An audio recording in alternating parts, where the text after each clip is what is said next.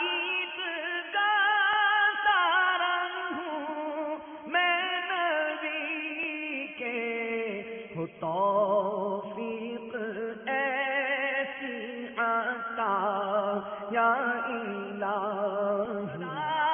گیت گاتا رہوں میں نبی کے، ہو توفیق ایسی عطا یا الہی۔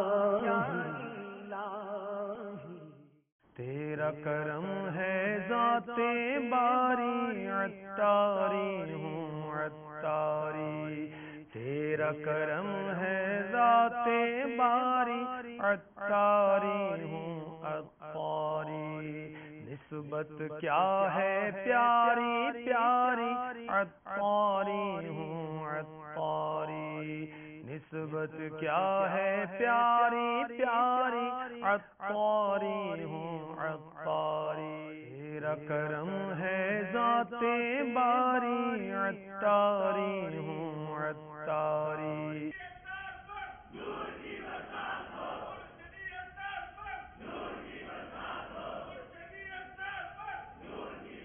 مدینہ مدینہ پنجاب کے شہروں مرشد نہیں ہے۔ میں آپ کا مرید نہیں ہوں یار، مجھے مرشدی کیوں بولتے ہو؟ تو اس لیے ہم نہیں بولنا آتا تو بولو ہی مت، چپ چاپ بیٹھے رہو۔ الحمدللہ رب العالمین والصلاة والسلام علی سید المرسلین، اما بعد فاعوذ باللہ من الشیطان الرجیم، بسم اللہ الرحمن الرحیم، الصلاة والسلام علیک یا رسول اللہ وعلی آلک واصحابک یا حبیب اللہ، الصلاة والسلام علیک یا نبی اللہ وعلی آلک واصحابک یا نور اللہ۔ میٹھے میٹھے اسلامی بھائیو، آئیے پہلے اچھی اچھی نیتیں کر لیتے ہیں۔ اللہ کی رضا پانے اور ثواب کمانے کے لیے اچھی اچھی نیتیں کرتا ہوں۔ حسب حال اچھی اچھی نیتیں کرنی ہے، نیچے نگاہیں رکھ کر توجہ کے ساتھ کریں گے تو نیتیں ہو پائیں گی، ورنہ دشوار۔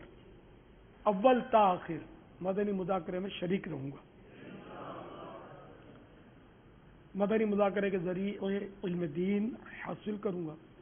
کپڑے یا بدن، سر یا داڑھی کے بال پھیلانے، دھاگے نوچنے، انگلیوں سے کھیلنے، ادھر ادھر دیکھنے، باتیں کرنے، ٹیک لگانے، پردہ نہ ہونے کی صورت میں گھٹنے کھڑے کر کے دوسروں کے لیے بدنگاہی کا باعث بننے، گھٹنوں میں سر رکھنے، دوسروں کو اشارے کرنے، اٹھ کر چل پڑنے وغیرہ سے بچتے ہوئے علم دین کی تعظیم کی خاطر جہاں تک ہو سکا دو زانو بیٹھ کر علم دین سمجھنے کے لیے نگاہیں نیچی کیے خوب کان لگا کر سنوں۔ تو دو زانو جو نہیں ہے، نماز میں تحیات پڑھتے ہیں نا، اس کیفیت کو دو زانو بیٹھنا بولتے ہیں۔ صلو علی الحبیب وغیرہ سن کر ثواب کمانے اور صدا لگانے والے کی دلجوئی کے لیے نمایاں آواز سے جواب دوں۔ ضرورت سمت سرک کر دوسروں کے لیے جگہ کشادہ کروں گا۔ دھکا وغیرہ لگا صبر کروں گا۔ گورنے جھڑکنے الجھنے جھگڑنے سے بچوں گا۔ خاص خاص باتیں لکھ لوں گا۔ حسب موقع عز وجل صلی اللہ تعالی علیہ وآلہ وسلم رضی اللہ تعالی عنہ اور رحمت اللہ تعالی علیہ پڑھوں گا۔ مدنی مذاکرے کے بعد خود آگے بڑھ کر سلام و مصافحہ اور انفراد کی کوشش کروں گا۔ بنیت ادائے سنت بات کرتے ہوئے مسکراتا رہوں گا۔ آج کے مدنی مذاکرے اور اب تک کی میرے پاس موجود نیکیوں پر اللہ کی رحمت سے ملنے والا اجر برائے ایصال ثواب جناب رسالت مآب صلی اللہ تعالی علیہ وآلہ وسلم، جملہ انبیاء و مرسلین، خلفاء راشدین، امہات المؤمنین، تمام صحابہ و تابعین و تبعی تابعین، ائمہ مجتہدین، علماء کاملین، مشائخ عاملین، مفسرین، محدثین، تمام بزرگان دین، کل مؤمنات و مؤمنین، کل مسلمات و مسلمین، جمیع شہدائے کربلا، اسیران کربلا، تمام اہل بیت اطہار، مفتی دعوت اسلامی حاجی مشتاق आला हजरत गौस पाक इमाम आज़म, तमाम मदनी काफिलों के मुसाफिरीन जो हर माह 3 दिन पाबंदी से सफ़र करते हैं, और मदनी बुरका पहनने वालियाँ और मदनी इनामात के आमिरीन व आमिलात, आमीन बिजाहिन नबी 1433 सिने हिजरी के ज़िक़ादतिल हराम की आज 17वीं शब है। दावत इस्लामी के पाकिस्तान भर के वो इस्लामी भाई जो मजलिस मालियात से मुताल्लिक़ हैं, उनका 3 रोज़ा तरबियती इज्तिमा है। इनमें वो जिम्मेदार भी शामिल है जिनके पास बराह रास्त इजारे की भी जिम्मेदारियां। इसमें निगरान काबीना पाकिस्तान के ये भी शामिल हैं, और अराकीन शूरा भी तशरीफ फरमा है। आप सवालात कीजिए, हर सवाल का जवाब वो भी सवाब दे पाऊंगे ज़रूरी नहीं, भूल करता पाएँ फ़ौरन मेरी इस्लाह फरमाएं। मुझे आए बाएँ शाएँ करता अपने मौक़िफ़ पर बिला वजह अड़ता नहीं, शुक्रिया के साथ रुजू करता पाएंगे इंशाअल्लाह अज़्ज़ा व जल्ल। सल्लु अलल हबीब सल्लल्लाहु तआला अला मुहम्मद। शुरू से अमीर सुन्नत मदनी अतियात के हवाले से, इसके जमा करने और उसके खर्च करने के हवाले से हमें मदनी फूल अता फरमाते रहते हैं मुख्तलिफ अंदाज से। आज ये बाबा की बारगाह में अर्ज़ है कि मुल्क भर के ये इस तरह के ज़िम्मेदारान आज आपके सामने हाजिर हैं। हो सकता है कि आपके जहन में भी इस शोबे से मुतालिक कुछ बाबा मदनी फूल हों। अव्वल तो ये इरशाद फरमाइए कि कैसे करना है, क्या करना है, वो अपनी जगह पर इंशाल्लाह आपसे लेंगे। हमारा अपना अंदाज़ व मिजाज दावत इस्लामी के मदनी अतियात के हवाले से, हुसासियत के हवाले से आप क्या कहते हैं, कैसा होना चाहिए? अव्वल तो जो भी काम कर रहा हूँ उसके बारे में मसाइल जानना ज़रूरी है। अब जैसे जिसको दुकान खोलनी है, कारोबार करना है, तो उस पर फ़र्ज़ है कि वो तिजारत के मसाइल जानता हो, वरना तो हराम में पड़ जाएगा। अक्सर सूद में पड़ जाते हैं। ये ताजिर को अगर मैं कहूँ कि 99% सूद में पड़ जाते हों तो ताज्जुब नहीं। इन्हें पता नहीं होता, वो इसको जायज़ समझ रहे होते हैं, लेकिन वो ऐसी गलतियाँ करते हैं कि जिससे ये इसका उसूल के हिसाब से बनता सूद है कि वो सूदी कारोबार होता है, इनको पता नहीं होता। फिर ये कि बे फासिद हो जाती है, कभी वो खबीस आमदनी हो जाती है इनकी, कभी तो कतई हराम में भी जा पड़ते हैं। तो इसलिए वो सीखना फ़र्ज़ है जिसको तिजारत करनी है। नौकरी करनी है तो अब नौकरी के शरई मसाइल इजारे के ये सीखने पड़ेंगे। इजारे पर रखना है, नौकर रखना है, तो नौकर रखने के मसाइल जानने फ़र्ज़ है। तो आजकल इनकी तरफ रुझान ही नहीं है, फ़र्ज़ उलूम की तरफ। तो इसी तरह जिनको चंदा करना है उसको चंदा करने के मसाइल, जिसको चंदा देना है उसको चंदा देने के मसाइल जानना फ़र्ज़ है। अब जैसे जिसको ज़कात देनी है, अब वो ज़कात देने के मसाइल नहीं जानता होगा तो ये उठा के किसी गैर मुस्लिम को भी दे देगा, किसी गैर फ़कीर को जो हकदार नहीं उसको भी उठा के दे देगा, किसी सैयद साहब को भी दे देगा, उसको मसाइल ही नहीं पता होगा। ये तो 2-3 तो मोटे मोटे मैंने मसाइल बताए, वैसे इसके 1000 मसाइल हैं देने के भी। इसी तरह वो जिसको ज़कात लेनी है तो उसको पता होना चाहिए कि वाकई मेरा लेना जायज़ भी है। तो हर एक को अपनी ज़रूरत के मसाइल जानना ये फ़र्ज़ है। तो इसी तरह जो इस्लामी भाई मालियात से ताल्लुक़ रखते हैं उनका मसाइल जानना फ़र्ज़ है, वरना ये ज़कात का इस्तेमाल बाज़ औक़ात गलत कर देंगे। अच्छा, बाज़ औक़ात ये कि वो ज़कात में तो बहुत सारे इख्तियारात लेते होंगे कि हम यूँ भी कर सकते हैं, हर नेक जायज़ काम में खर्च करें, हमको कुल्ली इख्तियार आते तो ये भी तो। और ज़कात में हालांकि ये कहलवाने की ज़रूरत नहीं होती, तो ये कहलवाते होंगे। और जहाँ नफली अतियात में हमने कहलवाने का कहा है तो वह ये भूल जाते होंगे, या पूरा जहन बना के जाते होंगे कि हम ये कहलवाएंगे वो कहलवाएंगे, फिर वो सेठ साहब के सामने जाते होंगे तो माल का रोप तो होता है ना, अब भूल जाते होंगे या जिसको बोले क्या। फिर बाजू का तो क्रॉस क्वेश्चन करता होगा तो आप घबरा जाते होंगे। तो ये सब सीखना पड़ेगा, वरना ये कि आपने जो ये पैसे किसी के लिए अगर इसका गलत इस्तेमाल हो गया آپ کی غلطی کی وجہ سے، تو اس کے تو بہت پیچیدہ مسائل ہیں۔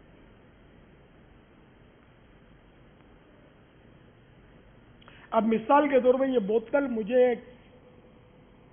کسی نے دی کہ بھئی یہ حاجی عمران کو آپ دے دو، مجھے وکیل کیا نا، اس چندے میں بھی ہم وکیل ہی ہیں سب، کہ ہم دینی ایک طرح کے کہ ہم اس کو دینی کام میں صرف کریں، ہم مالک تو نہیں بنتے نا اس کے۔ اب یہ کہ حاجی عمران کو یہ دے دو بوتل، مجھے کسی نے انہوں نے دیا، اب میں حاجی عمران مل نہیں رہے مجھے، وہ کل آئیں گے، تو میں نے سوچا یار حاجی شاہد بھی تو یار دعوت اسلامی کی ذمہ دار ہے، اور یہ تو بیچارے ہیں بھی وہ زیادہ کچھ غریب معلوم ہوتے ہیں، ان کو دے دیتا ہوں۔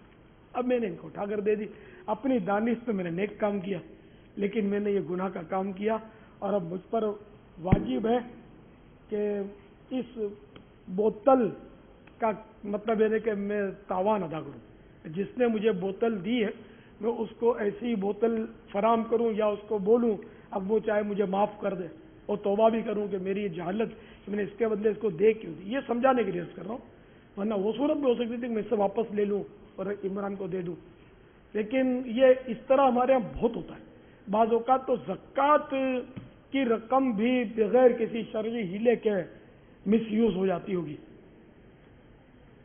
تنخواہ میں چلی جاتی ہوگی، پلاٹ میں چلی جاتی ہوگی، پتہ نہیں کیا کیا استعمال ہو جاتا ہوگا جو لوگ نہیں جانتے، اگرچہ سب کو استعمال کرنے کی اجازت نہیں ہے، مالیات کو تو مرکز میں ہی جمع کروانے ہوں گے، ایسے یہ تو اپنی ترکیب ہے نا، یہ مرکز میں ہی جمع کرواتے نا، تو یہ کہ یہ بتاتے نہیں ہوں گے یہ زکوٰۃ ڈونیشن یہ وہ، بعض اوقات ایسا ہوتا ہوگا ساری رقم کو ڈونیشن کہہ کر دے دیتے ہوں گے۔ صدقات واجبہ جو ہیں ان کا ہیلہ کروانے کی اجازت صرف اراکین شورا کو ہے، وہی شرعی فقیر سے ہیلہ کروائیں گے یا ان کا نمائندہ ہیلہ کروائے گا؟ احتیاطیں تو بہت ضروری ہیں، لیکن یہاں ایک مجھے اشکال پیدا ہو رہا ہے، پرانا اشکال ہے، شاید یہ آج کوئی حل ہو جائے اس کا، کہ جیسے اب زکوٰۃ دی اور ہم رکن شورا کا انتظار کرتے رہے، نمائندے کا انتظار کرتے رہے، تو اس میں تاخیر تو ہوگی، اس تاخیر کا کوئی حل ہے اپنے پاس؟ جہاں زکوٰۃ جمع ہو جاتی ہے ان کی تربیت تو اسی طرح کی گئی کہ تاخیر نہیں کی جائے گی، کہ تاخیر کریں گے تو مفتیان کرام نے منع فرمایا ہے کہ تاخیر کرنے سے جو ہے وہ ہم سے اغلاط ہو جائیں گی، اور زکوٰۃ کی رقم رکن شورا فوری طور پر خود یا اپنا نمائندہ بنا کر فوراً پہنچے، اور بیرون ملک میں بھی بابا ہم نے ترکیب ایسی بنائی ہے کہ یہاں شرعی فقیر ان کے یہاں موجود ہیں، جہاں زکوٰۃ جمع ہوتی ہے وہاں وہ ایک وکیل بنا لیتے ہیں، یہاں پر جو ہے شرعی فقیر اپنا ایک وکیل بیرون ملک میں مقرر کرتا ہے، ہاتھوں ہاتھ ان کے ہیلے ہو جاتے ہیں۔ واللہ تعالی اعلم ورسولہ اعلم عز وجل وصلی اللہ تعالی علیہ وآلہ وسلم، صلو علی الحبیب صلی اللہ تعالی علیہ وسلم۔ باپا جس طرح نگران شورا نے ابھی سوال آپ سے کیا کہ مالیات کا ذمہ دار کیسا ہونا چاہیے، اس حوالے سے اس کے اندر کیا احتیاطیں ہوں کہ جس سے وہ ہمارے نظام کے اندر مزید بہتری لے کر آئے، اپنی ذاتی طور پر کن چیزوں سے بچے ہو، اور کیا ایسی چیزیں اختیار کرے جس سے جو ہے وہ مظنہ تہمت یا دیگر ایسے معاملات جو خصوصاً اس حساس شعبے کے حوالے سے اس کے اندر پائی جائیں؟ پہلا تو وہی کہ وہ شرعی مسائل جو فرض ہے اس پر وہ اس میں بالکل جانتا اور مستقل ہو اس میں، اور اس کا ذہن اس طرح کا ہوگا جہاں بھی اشکال پیدا ہوا وہاں فوراً دارالفتہ اہل سنت سے رجوع کرے اور مسئلے معلوم کرتا رہے۔ پوچھنے کا رجحان بھی بہت کم ہے، پوچھتے نہیں، اپنی یادداشت کے مطابق وہ کر ڈالتے ہیں، یا بعض اجتہاد بھی کر لیتے ہوں تو تعجب نہیں ہے کہ یہ مسئلہ تو یوں ہونا چاہیے، اب کر لیا۔ تو ایک تو یہ اس میں ذہن ہو کہ جانتا ہو، اور لیکن ہر وقت ہر مسئلہ ذہن میں رہتا نہیں ہے، بعض اوقات نئے مسئلے بھی پیدا ہوتے ہیں، تو دارالفتہ اہل سنت سے وہ مربوط ہو، پھر امین ہو، امانت دار ہو، اچھا یہ کسی حوالے سے متہم نہ ہو، پیسوں کے تعلق سے جیسے متہم ہے کوئی کہ اس میں تہمت لگی ہوئی ہے کہ یہ قرضے کھا گیا تھا، یا کاروبار میں اس نے کوئی چیٹنگ کی یا اس کا کاروبار ہی ایسا ہے، سودی کاروبار کرتا ہے یا کوئی ایسی اس میں اس طرح کا عیب ہوگا تو اس کو مال سونپنا جو ہے نا یہ ہمارا قصور ہے کہ اس سے خیانت کا پورا امکان ہے. فاسق نہیں ہونا چاہیے، میں امین ہو، ذہن نصیب عادل ہو، عادل ملے بڑا مشکل ہے، کم از کم غیر فاسق ہو اور مالی حوالے سے متہم نہ ہو. یعنی کبھی ماضی میں بھی یہ اس کا کوئی سا کیس ہو نا کہ یہ پیسے کھا گیا تھا اور ثبوت ملا، تو اب یہ کہ اس کو دعوت اسلامی میں زندگی بھر کے لیے مالیات کے لیے ناکارہ ہم قرار دیں. اب وہ کوئی قاضی یا قضا تو ہے نہیں کہ چلو بھائی قاضی فیصلہ کرے گا کہ اب یہ توبہ کر دیا اور توبہ کے اس میں آثار ظاہر ہو، ہم اتنا چیک کر نہیں سکتے. ہمارے یہاں اس کو بالکل ہمیشہ کے لیے نااہل قرار دیا جائے اس حوالے سے، اور ثبوت ملا ہو کہ واقعی اس نے غبن کیا تھا تو اب وہ ہمارے لیے ہمیشہ کے لیے نااہل ہے. تو پیسے کا معاملہ اتنا نازک ہے. اب جہالت ہوتی ہے نا تو کیا کرتے ہیں، بعض اوقات اپنے اکاؤنٹ میں جمع کروا لیتے ہیں کہ یہ چندے کا ہے نا، کھانا نہیں، اس کی نیت واقعی کھانے کی نہیں ہوتی، اپنے اکاؤنٹ پہ ڈال دیتے ہیں. کبھی یہ ہوتا ہے کہ اس کو ایک دم ضرورت پیش آتی ہے تو اس کی نیت یوں صاف ہوتی ہے میں کھاؤں گا نہیں مگر اب بھی استعمال کر لیتا ہوں، ضرورت ہے بعد میں ڈال دوں گا. اگرچہ بعد میں ڈال بھی دیے لیکن گناہگار تو ہوا، اور وہ ڈالنا اب اس کا کافی نہیں، وہ ہلاک کر چکا، اپنے لیے استعمال کر لیے تو یہ رقم میں ہلاک کر دی. اب کوئی مدنی مرکز سے معافی مانگنے کا بھی مسئلہ حل نہیں ہوگا، جس نے دیے تھے اسی سے رجوع کرنا پڑے گا. اس میں بڑی بے عزتی بھی ہوگی، سب کچھ ہوگا اس میں کہ اس سے رجوع کرے. اب وہ اگر آپ کو معاف کرتا ہے کیا ٹھیک ہے، آپ نے جو یہ جرم کیا میں نے معاف کیا، اب یہ آپ وہ اتنی رقم بھلے آپ دے دو، تو ورنہ وہ بولے اگر مجھے دے دو تب اس کو دینی پڑے گی رقم، میں دعوت اسلامی میں نہیں دیتا، تم لوگ تو بھائی کھا جاتے ہو، مجھے دے دو واپس، تو دینا تو پڑے گا اس کو. اس طرح یہ کون اس میں بچے گا جو مسائل جانتا ہوگا. جس کو مسائل نہیں پتا ہوں گے تو وہ اس کو استعمال کرے گا، پیسے مکس کر دے گا اپنے پیسوں میں. تو یہ بھی جائز نہیں ہے نا کہ اپنی رقم میں، ذاتی رقم میں چندے کی رقم مکس کر دی کہ میں واپس اتنی ہی نکال لوں گا، اور اس کا 100% ذہن بھی کہ میں اتنی ہی نکالوں گا، تب بھی اس کو اجازت نہیں دی جائے گی. وہ اس کو الگ رکھنا ہے، اس کا اکاؤنٹ بھی الگ ہو، گھر میں اگر ضرورت رقم رکھی تو اس کا الگ باکس ہو، سب احتیاط ہو اس کی. اور جس طرح اپنے ذاتی مال کی حفاظت ایک عرفن آدمی کرتا ہے، اگر اپنا لاپرواہی اپنے مال میں کرتا ہے تب بھی اس میں لاپرواہی کی اجازت تو نہیں ملے گی. لیکن جو اپنا مال جس طرح آدمی اپنی جان کی طرح محفوظ رکھتا ہے اتنا ہی اس مال کی بھی ویسے ہی حفاظت کرے. لیکن ایسا عام طور پر ہوتا نہیں ہے. دعوت اسلامی کے معاملات میں یا دینی معاملات میں جتنا اپنا ذاتی کام کا جو نظام مضبوط ہوتا ہے نا اتنا نہیں ہوتا. اپنے پیسے جو ہیں یہ اندر کی جیب میں رہتے ہوں گے کہ جیب کٹ نہ جائے اندر، اور مالیات کے پیسے یہ باہر کی جیب میں شاید رکھتے ہوں کہ یہاں سے کٹ جائے تو پرواہ نہیں، میرے نہیں جائیں گے، دعوت اسلامی کے جائیں گے، یہ اپنے نہیں جانے چاہیے. تو اس طرح گئے نا تو پھر آپ پھنسے. ہاں کہ کم از کم اتنی حفاظت کرنا ضروری ہے جبکہ اس میں لاپرواہی کا عنصر نہ ہو. جیسا اپنا مال سنبھالتا ویسا ہی وہ امانت کا مال سنبھالے، ورنہ یہ یہاں اپنا رکھا اس لیے کہ یہ میرا ہے، یہ چندے کا یہاں رکھا اور کٹنے کا خطرہ ہے اور کٹ جاتا ہے تو پھر یہاں یہ پھنسے گا، تاوان کی صورت بن سکتی ہے.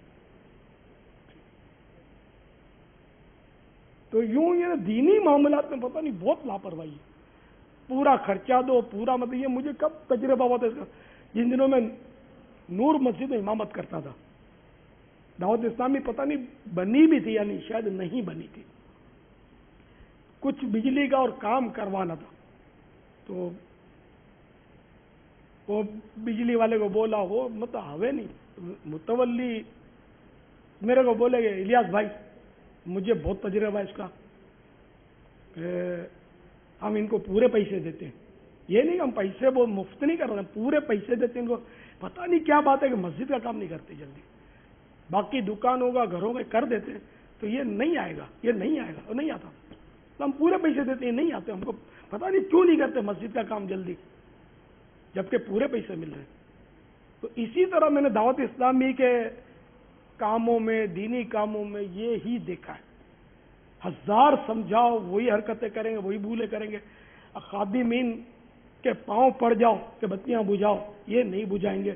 لیکن پرائیویٹ نوکری میں ان کا باپ بھی بجھائے گا بتی، غیر ضروری بتی نہیں بجھائے گا تو کان پکڑ کے نکال دیں گے. یہاں کوئی بولنے والا نہیں ہے، کھاؤ پیو جان بناؤ.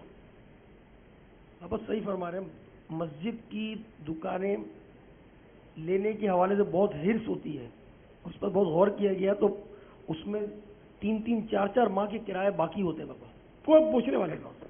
اور جو اگر نجی دکان ہوگی تو وہ تو وہ بھیج دے گا نوٹس خالی کر، وہ آ کے وہ ہستی نے چڑھا کے لڑنا شروع کر دے گا. کہاں کرایہ دو گے نہیں کیسے؟ مسجد کا پتہ ہی نہیں ہوتا، پتہ ہی نہیں تھا کتنے مہینوں کا کرایہ چڑھ گیا. یہ ایک شعبہ نہیں، جو بھی شعبہ لے لو نا، یہ دینی شعبے میں پتہ نہیں کیوں ایسا ہے. اتنی مطلب ہم لوگ اندھی چلاتے ہیں جس کی انتہا نہیں.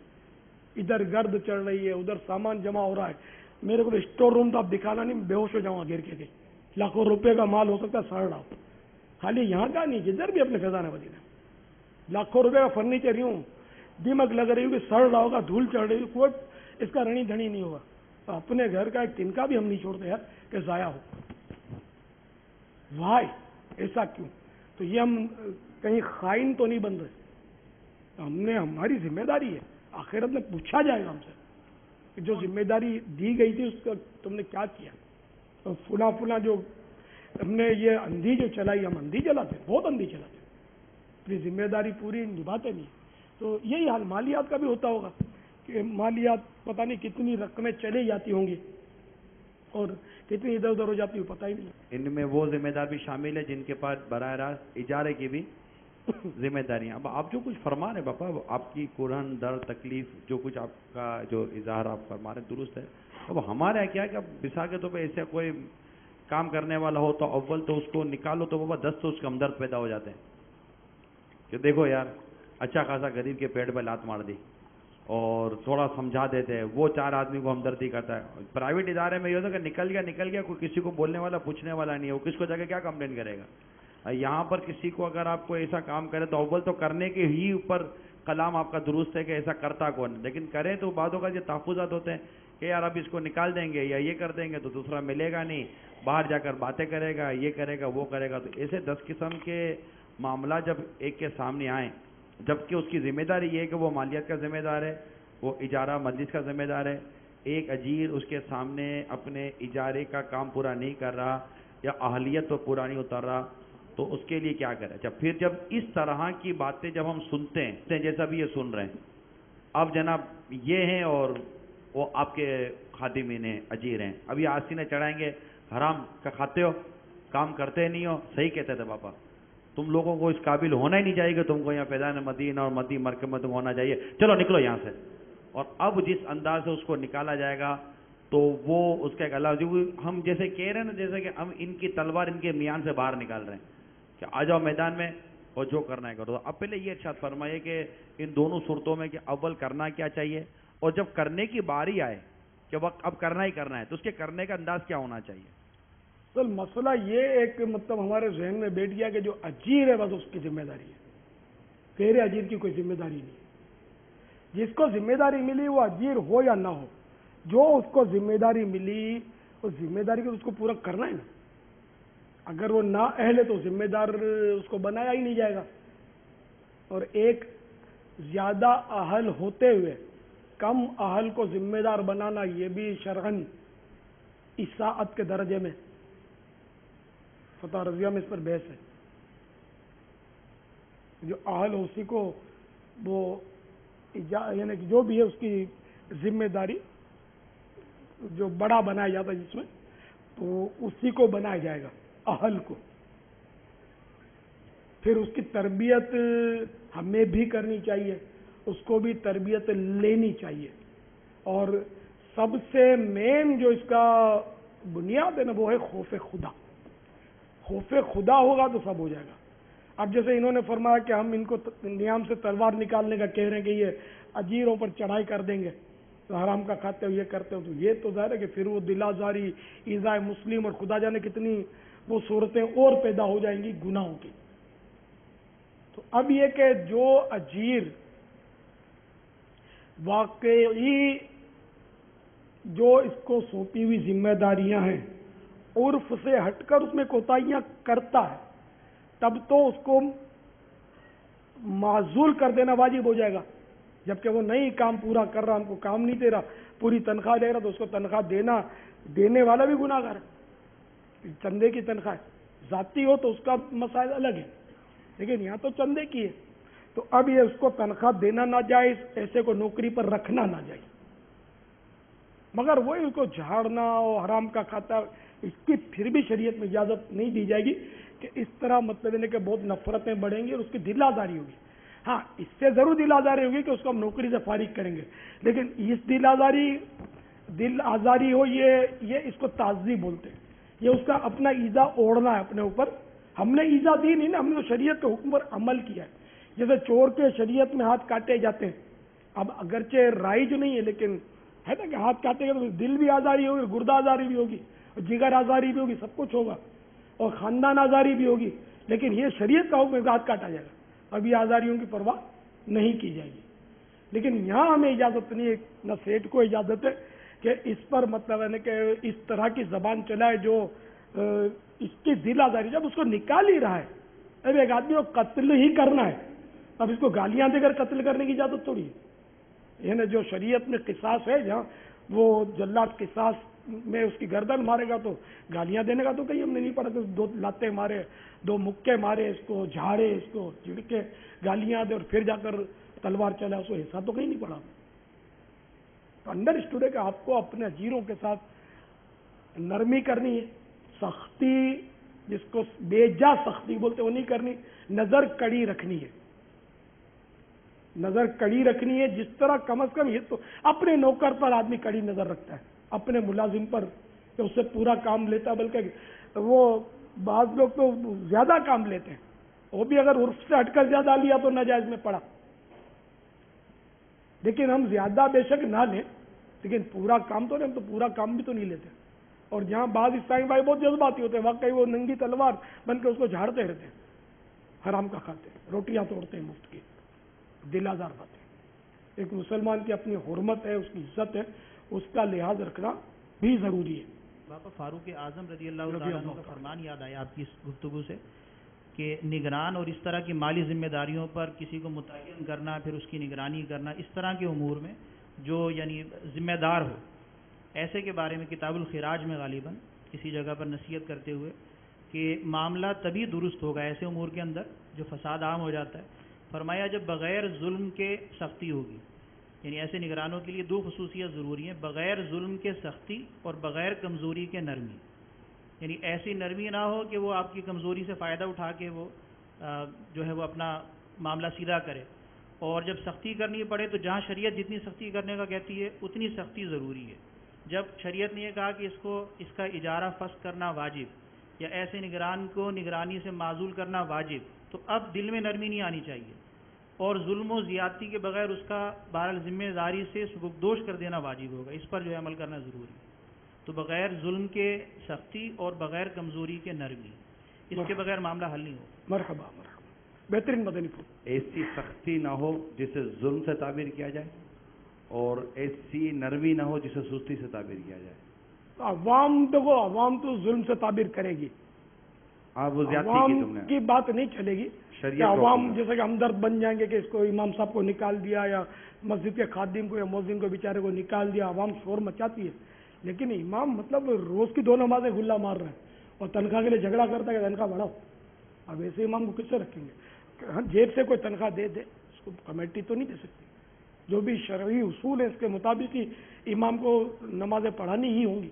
یعنی اس میں یہ بھی دھیان رکھنا ہوگا، یہ جو ہم کہہ رہے ہیں کہ معزولی کی بات آئے گی، اس کی نگرانی کڑی کرنی ہے، جب اس پر جو ہے وہ سبکدوش کرنا ہے، اس کو عہدے سے معزول کرنا ہے تو واجب ہے. یہ نوبت تو یعنی اگر ابتداً دیکھ بھال کی جائے اور اہل کو مقرر کیا جائے تو 100 میں 1-2 بار ایسا ہوگا. لیکن اب اگر غفلت کی انتہا ہو اور جو مقرر کیا ہے وہی بغیر امتحان کے اور بغیر ضروری شرعی مسائل کا امتحان لیے، تو ایسی صورت میں تو ہر جو ہے مقرر ہوتے ہی اس کی معزولی واجب ہوتی جائے گی، تو پھر زیادہ باتیں بنیں گی. تو پہلا مرحلہ ہے کہ مقرر کرنے سے پہلے وہ اس کا دھیان ہو کہ وہ شرعی مسائل پورے جانتا ہے یا نہیں. اب اس کا تو اتنا فقدان ہے کہ جس کی انتہا نہیں. تربیت کا کوئی نظام تو ہے ہی نہیں، سچی بات ہے. اگر کہیں اپنے کہیں شعبے میں ہے تو وہ کھانا پوری کہہ سکتے ہیں اس کو. ابھی تو بہت ساری باتیں کرنی ہے نا. ہاتھوں ہاتھ مدنی قافلوں میں سفر بھی کرنا ہے بابا. یوں سے ہاتھ کم ہو گیا، قافلے کا نام بڑا ہاتھ کم ہو گیا. یا گوشت پاک ہاتھوں ہاتھ کے معنی سمجھتے ہیں. پیر کو مدنی قافلہ بابا، پیر کو پیر شریفوں کو مدنی قافلے میں سفر پیر کرنا. کو دیکھا، پیر شریف کو قافلہ. یا ہاتھوں ہاتھ میں ہاتھ ہی کم ہو گئے. تو ہاتھوں ہاتھ ہے نا بابا. ہاتھوں ہاتھ آپ کے دیکھیں معنی آپ نے تین کر دیے. یہ بھی اچھا اثر ہے یا نہیں آپ کے مدنی مذاکروں کی بہار ہے نا، کیا جذباتی طور پر کسی نے ہاتھ نہیں اٹھایا؟ اب اس میں یہ بولیں گے ہم تو اجارے والے ہیں، کیا ہم کو اجازت ہے؟ پھر یہ اور مسئلہ پوچھیں گے مائک میں تو کیا ہوگا؟ صاحب لوگوں کو جانا چاہیے نا جو مجلس کے اپنے ذمہ داران ہیں بغیر اجارے کے. اس میں تو پارٹیاں بھی ہوتی ہیں نا مالیات میں، تو خدا جانے وہ بھی آئے ہوں گے یا نہیں. ان کو ٹائم کم ہوتا ہے.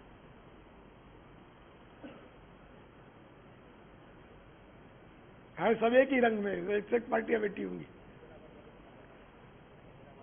نظر آئے نا.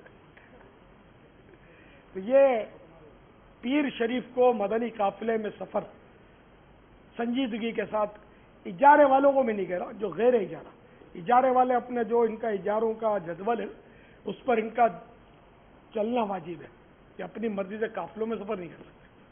اب اس کے علاوہ جو اسلامی بھائی ہیں غیر اجارہ غیر اجیر، وہ پیر شریف کو کون کون قافلے میں سفر کرے گا؟ میدان صاف دیا جی. مالیات کے ذمہ دار زیادہ تر صاحب مال ہوتے ہیں. یہ بھی ایک حکمت عملی ہے تاکہ خرد برد کا خطرہ کم ہو جائے. ٹھیک ہے.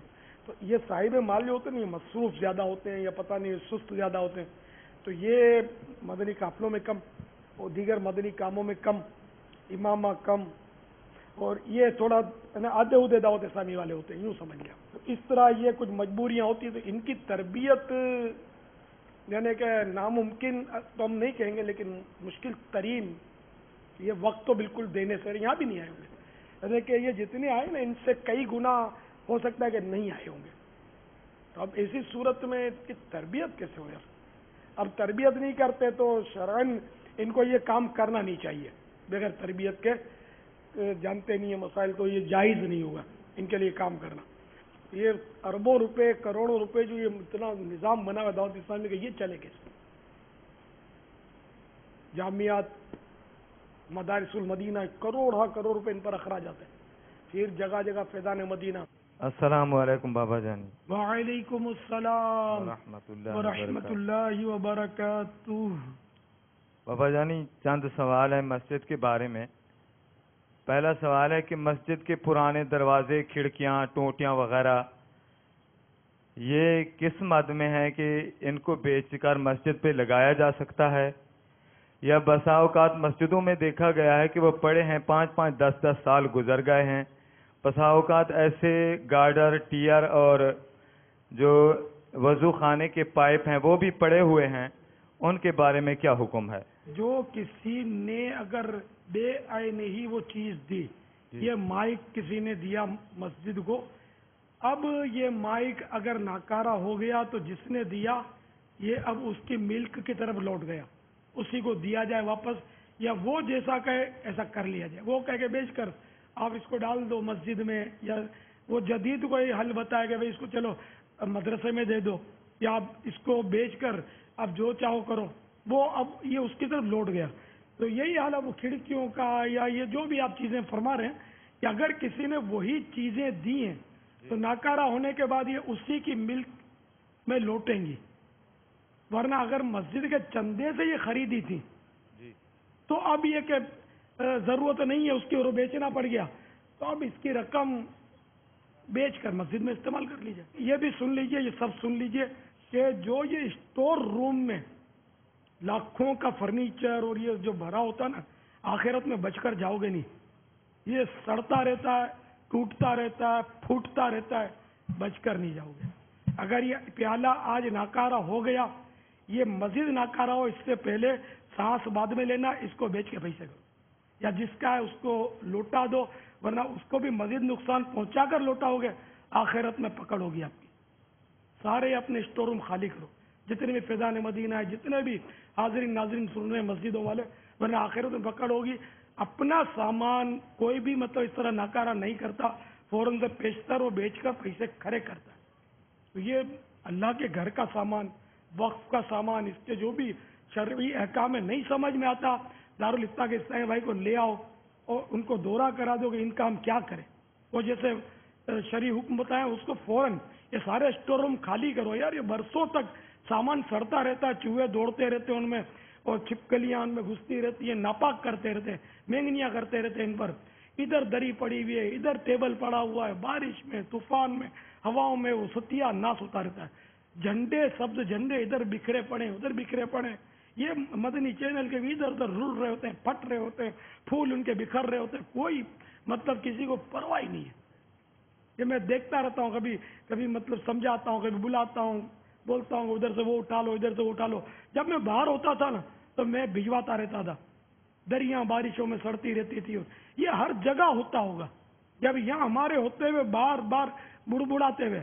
और मेरे से कम से कम इतना जरूर है कि थोड़ा बहुत डरते हैं, बाकी दूसरों से तो डरते भी नहीं है, किसी के बाप से नहीं डरते, बापा से थोड़ा थोड़ा डरते हैं, फिर भी ये करते हैं। तो अब बाहर क्या नहीं होता होगा यार, तो हम आखिरत में जवाब क्या देंगे? तो एक भी दरी, एक भी कोई भी चीज, बेशक नमाज पढ़ने की दरी है, अब ये नहीं काम आ रही, हर चीज पूछ लिया करें, इसका क्या करें यार, उसका क्या करें। ये टेबल यार 4 दिन से मैं देख रहा हूँ, क्या करना है इसका भाई? ये तो हाँ भाई कर दिया, ये अब 4 दिन हो गए, 5वां दिन आएगा तो एक कोना टूटेगा, 6ठा दिन आएगा तो इधर से इसकी जो मेख है ये निकलेगी, फिर ये चूल्हे ढीली होंगी, हिलना शुरू होगा। तो कल तक ये 100 का बिकता था, अब ये 10 का रह गया। तो ये 90 का नुकसान क़यामत के दिन कौन पेमेंट करेगा? बापा करेगा या बेटा करेगा? कौन करेगा? लाखों लाख का सामान पड़ा होगा, मतलब जो तावान चढ़ा हुआ होगा हमारी कोताहियों की वजह से, तौबा से माफ नहीं होगा, तावान बहुत चढ़ा हुआ होगा। ये अपनी गफलत की वजह से जो अम्वाल को नुकसान पहुंचा, वक्फ की इमलाक को, का तावान, इसका क्या बनेगा समझ नहीं आती। अस्सलामु अलैकुम रहमतुल्लाह। वालेकुम अस्सलाम व रहमतुल्लाहि व बरकातुहू। प्यारे बापा जान, मालियात वाले शहरों में ऑडिट के लिए जाते हैं, तो ज़िम्मेदारान जो ज़िम्मेदार है वो खाने की तरकीब बना देते हैं खैर खाई, ऐसा करना कैसा? चलो मेहमान के लिए हमारे यहाँ उलमा ने इजाज़त तो दी थी कि दूसरे शहर गया तो वो मेहमान है, तो मेहमान के हिसाब से उसकी खिदमत की। अब अगर उसकी नीयत ये है कि मैं इसको खिलाऊं पिलाऊं ताकि नरम हाथ रखे, तो वो खिलाने वाला तो गुनाहगार होगा ही। नहीं, वक्फियात से नहीं, ये खिलाएगा अपने पल्ले से ही खिलाते होंगे ना, ये वक्फ के पैसों से, चंदे के पैसों से खिलाते हैं, अपने पल्ले से दावत करते हैं। इसमें बचना ही समझ में आता है वैसे, पल्ले से खाए। उन्हीं का ऑडिट कर रहा है, उन्हीं का हिसाब किताब कर रहा है, इसलिए हाँ उनका खाना जो है ना बहुत खतरनाक तो है बज़ाहिर तो, कि वो नरम गोशा पैदा हो ही जाता है, जिसका खाना उसका गाना, वो नरम गोशा पैदा हो जाएगा और हल्का हाथ रहेगा।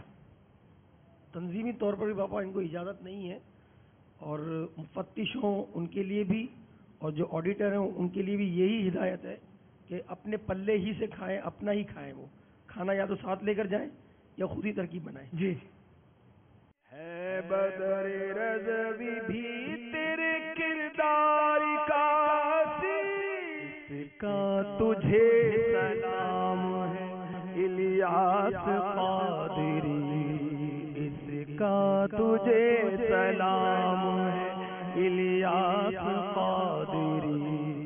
सदा गीत गाता रहूं मैं नबी के, हो तौफीक ऐसी आता या इलाही। गीत गाता रहूं मैं नबी के, हो